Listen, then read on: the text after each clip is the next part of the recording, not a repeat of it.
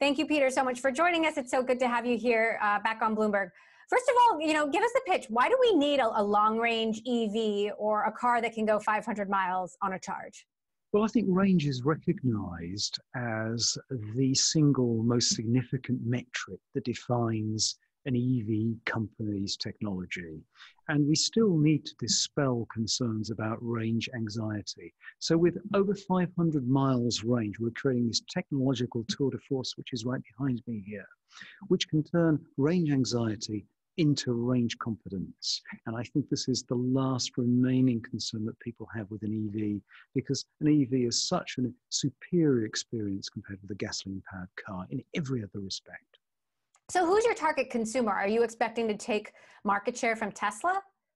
Well, I guess that's inevitable, but our main market consumer, our target consumer, is the driver of an S-Class Mercedes, because we're targeting the luxury segment, and that luxury car segment is dominated by the German grandee marques, BMW, Mercedes, Audi, and they're all gasoline-powered cars. So our target here is the gasoline, the gas guzzlers, these German grandee marques, and specifically the owner today of an S-Class Mercedes. What are pre-order levels like for the Lucid Air? Give us a number.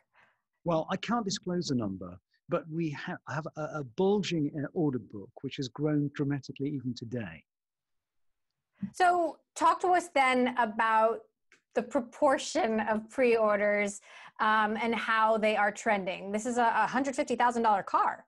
Indeed, but it's, this is the world market for a car like this is worth $100 billion a year globally.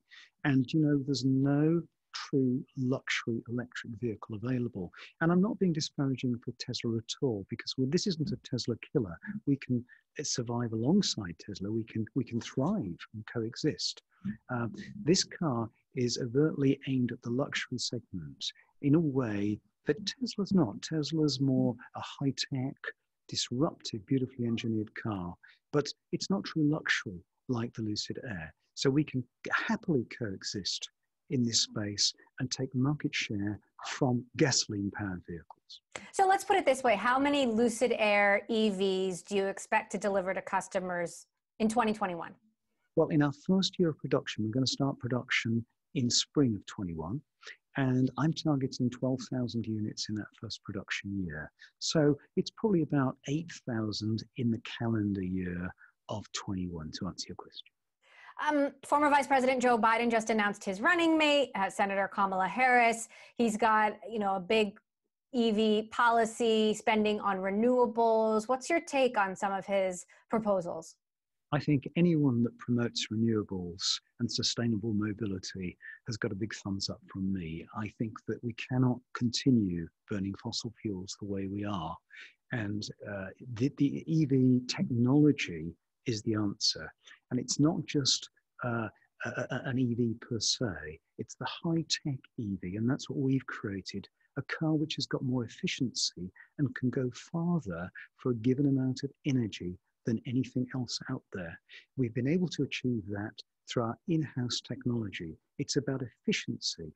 And the great thing is that we're developing that high technology efficiency for a premium product like this. In the future, it can cascade its way down to a mass market car, which is affordable for all. So I applaud any moves in that direction.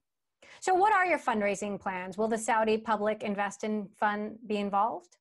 Well, they have been a great partner so far, and they're in for the long term. So they're continuing to fund us.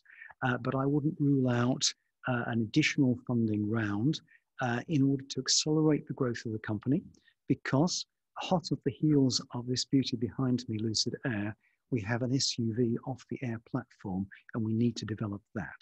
And I want to get scale and volume.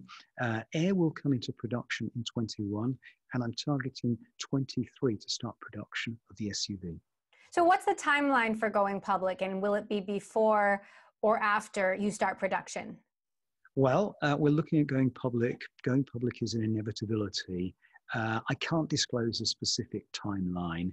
We're well funded to date, and we're good through to start production. But watch this space.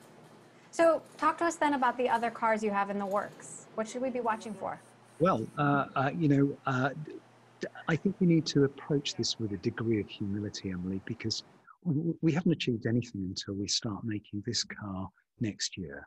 But of course, we have a plan. We have a 10-year plan with a multi-platform strategy. And, I'm an optimist, and I'd like us to be making 1 million cars a year by 27. But what kind of cars? What else could we see you work on? What do you think the EV market needs? Needs the technology, because we recognize this is a technology race. And I think this is what's lacking there. Right now, we have one company, Tesla, which is leading the field, and it recognizes this is a technology play. And the traditional automakers are not catching up. That gap is growing. And we at Lucid recognize that this is a tech race. And that's why we've developed all this technology in-house, and we have this world-leading efficiency. So we're achieving the over 500-mile range, not with a humongous battery. We've actually got a smaller battery than we originally planned. We're actually eking out all that energy in the most effective way. And that's what's exciting. And that's going to lead to future high-tech products from us, which will become progressively more affordable and more within reach for the man in the street.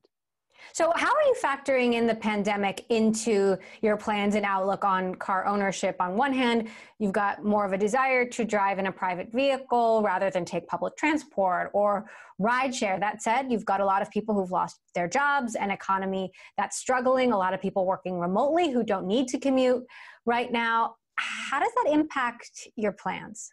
Well, it's a very different world. I think what this pandemic has shown us is how quickly we're seeing some of the environment recovering. We're seeing clearer skies, clearer water. We're seeing less pollution.